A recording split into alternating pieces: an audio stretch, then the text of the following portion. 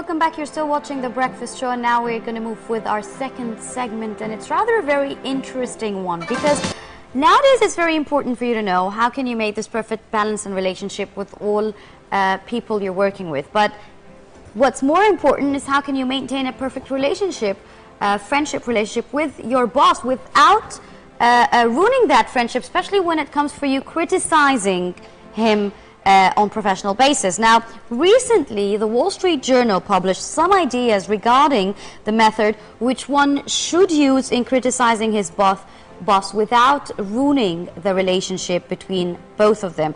The relationship between the employer and the employees as well, and the ethics of criticizing bosses, and how to overcome all the working problems that are present in any job and in all fields is exactly what we're going to be talking about today with our guest, Dr. Mona El Arishi, Human Development Expert and Consultant. Thank you very much for joining us.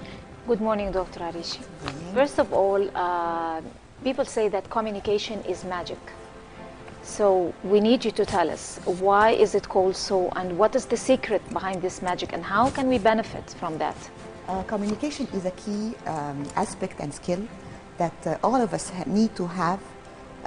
Starting the small kid, actually they are very well in communication because they get what they want. Better than us. Yeah, absolutely. All the way to the employee and, wherever we are. So communication skills has many aspects. Giving and receiving feedback is a very important aspect as well, because what we want from that is to see ourselves in a better light, and also make sure that the other, whoever we are criticizing or talking with or communicating with, understand our point of view without ruining any good relationship or aspects of future, because we're not talking about this moment only in time, but also about the future. In general, the organization is formed from three. The organization itself, which we call the processes that maintains the organization, and then the employer, who is the boss in the context we're talking about now, plus the employee himself or herself, the person who is doing the activities. I will first talk about the employee, and we'll know how he or she can start communicating their opinion to their bosses, and then I will touch very lightly on the organization processes and the boss. The employee should know his boss very well. This is the most important aspect of this relationship, because knowing the other means that you are able to communicate with them with the way they understand, because we as people are different. We are not the same. Each one of us has specially, we are like categorized, and we need to understand in which category the person we are communicating with, in this case our boss, falls in. So how would he like to be presented data, for example? Is he a visual person, a kinesthetic person, an audio person who would like to hear or look or feel the feedback? Having said that, also there is another aspect of categorization of the human being, what we call a visionary person. Is he someone who's always looking at the future?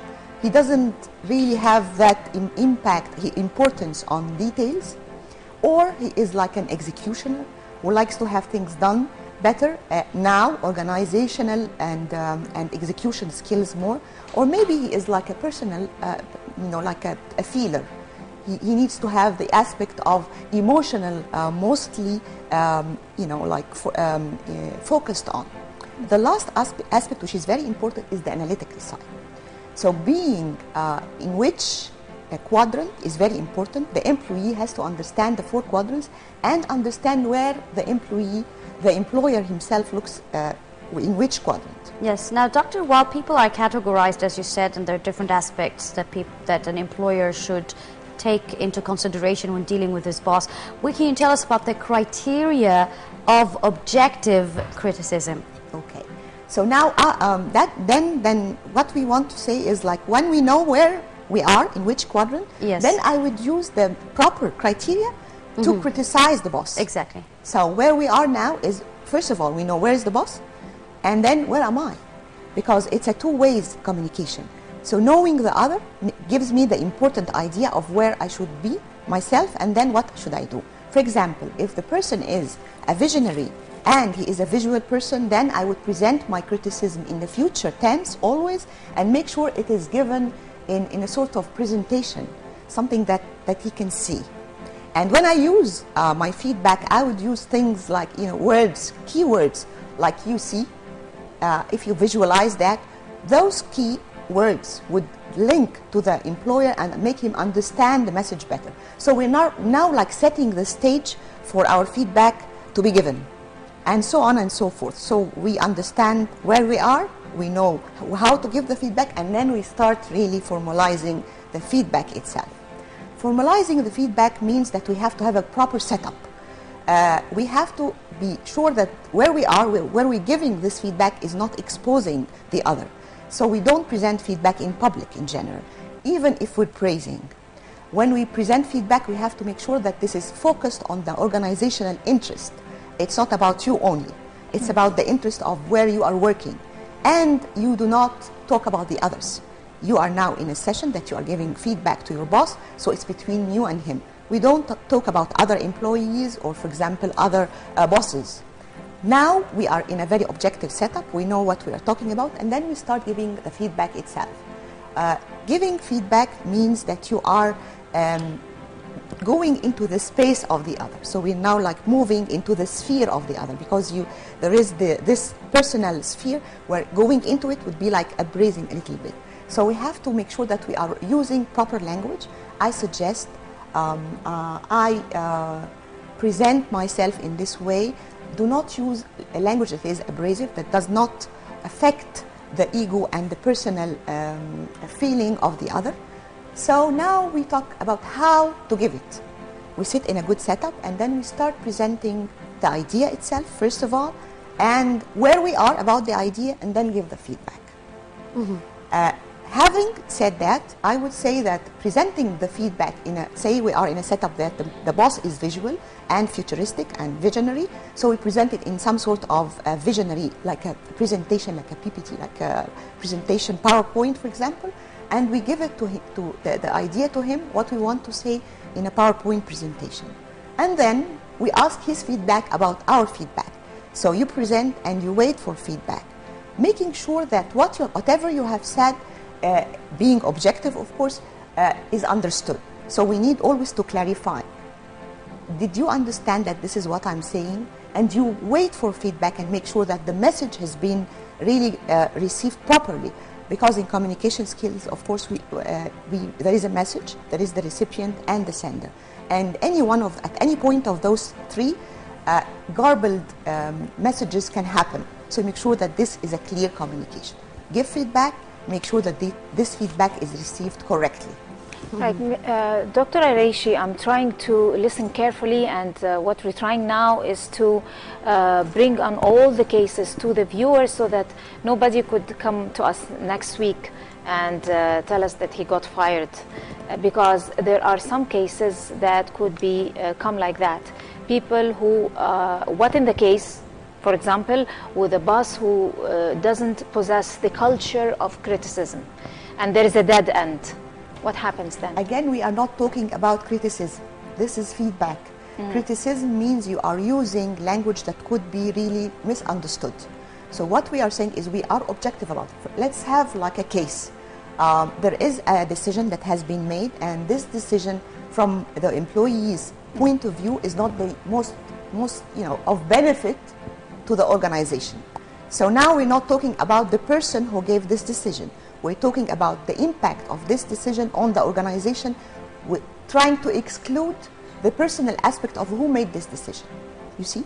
So we're changing the case from the person, you made this decision, and I think this decision should have been like that. But how many people have tried to do that? I mean, let's take, for example, ministers, former ministers who tried to do what you're saying, and they were kicked out of the government, and some loyal employees and very honest men who tried to say that this is not for the welfare of the organization. They were kicked out or put in jail, for example. I have other cases that actually the other way happened, because let's start by saying that we are not here in a case of who is right and who is wrong. We are trying to make sure that the people are really objective. The ego and the feeling of the self is very important. So what I'm saying is respect that this area is not touched. We are not going into anywhere near the ego of the other, nor mine. So when I sit and say the impact of this decision in an analytical and very specific way, you will take it out from the personal area where people would really get hurt about the feeling. Understanding the other also is very important, because if you present data in an analytical way to someone who is a feeler, he will not understand what you're saying. He would really be like, this is bad, this is impacting me, you see? So this is why the first thing I said was know the other. Where are his keys? What are his keys? Using the keys, you will be able to get through the message, whichever message you want to say. Yes, now, Doctor, it seems to sound very easy, but when you come to apply it, it would be more difficult, especially when for youth who are starting up their careers and are working, don't have enough experience in dealing with people. How would you advise them to have a very healthy, ideal relation with their boss? Okay. I did not touch yet on the second and third aspect, which is the organization itself. Because maybe the organization where we are working would not allow that. And there is a culture of hierarchy that is very strong, that does not enable anyone to tell or give back his opinion, which is something we do not want to have anymore in this country. We want to have people be able to really give their opinion and be listened to. So now we'll take all the personal aspects out of our way and have a setup and process in that organization that can work on anonymity. So people can say what they want without being pointed out, like tools. There are tools for giving feedback that would not respect the personal aspect of things. You do not know who said which opinion in which time. So this is an aspect that we have to also maintain in the organizations that wants to be really in the line of progress, because you have to listen to the others, and young people have an opinion that are really worth listening to, especially with what's happening now. So again, having said that, the organization would secure a setup that makes people able to present their opinions and make sure that no one is hurt because he said what he really thinks is the correct opinion and what should happen. So working on the employee, we said know yourself, know the other, be able to present your data in an objective way, do not hurt the other listener. All those aspects should not really, those are really success factors. If you do that, you will not be fired, you will not be hurt. You as a young person would understand that you are saying the correct thing at the correct time. And then the processes will protect the person. And then let's talk about now the manager himself. And again, this is related to the processes of the organization. The boss's progress in an organization should be measured. One of the KPIs, the key process indicators of the success of a boss, is the feedback from his or her employees. In a multinational environment, this is very well implemented, and we need to learn the best practices happening anywhere in the world. So what happens is the manager has every year the opportunity to elicit feedback from the employees, and this feedback turns into a plan where he needs to work to improve himself. So what happens is all the criteria of the employees, they measure the manager for 6 or 7 criteria. How you are on listening. This is one of the measurements that the manager has to have. Listening skills is extremely important. Feedback, giving and receiving feedback. The other aspect is how are you perceived by your employees? How do they see you as a successful person? Are you too much for them? Are you very, like a coercive manager? And of course, there are levels of management aspects and traits that they also make managers go into a psychometric exercise, and they realize where they are. Like I said before, you know yourself. Again, here the manager would know himself. Where am I? Am I a visionary? Am I a feeler? Am I an analytical person? Am I an organizer? And if I am a coercive manager, a micromanager, because some people would really go into minutest details, or a manager that gives directions and waits for people to work and then listens and receives feedback. So the manager himself would understand that this is a key criteria for success and is being measured upon those criteria. And when he receives the feedback, there is a development plan for the management. This development plan is taken out and executed throughout the year, and another cycle, or maybe 6 months, it depends on how the organization would define its cycle, and another cycle of feedback happens, and we see where has the progress happened. So again, it is not only the responsibility of the person giving out feedback, it's also the responsibility of the person receiving feedback. And to make sure that the persons are protected, we need to have tools. And those tools are very easy to find. They are IT tools available.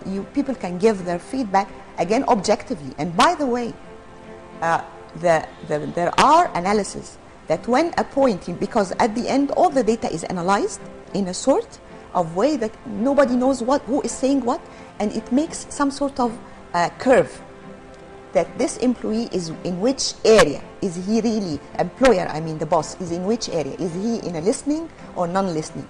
So even if someone among his employers says a bad thing because there is some personal vendetta, this point will be like neglected because it would not be among the majority, and the others would give positive feedback. So even this way, we are trying to give positive feedback to the manager by eliminating any vendettas or negativities that happens because of someone wants to really give it to him badly.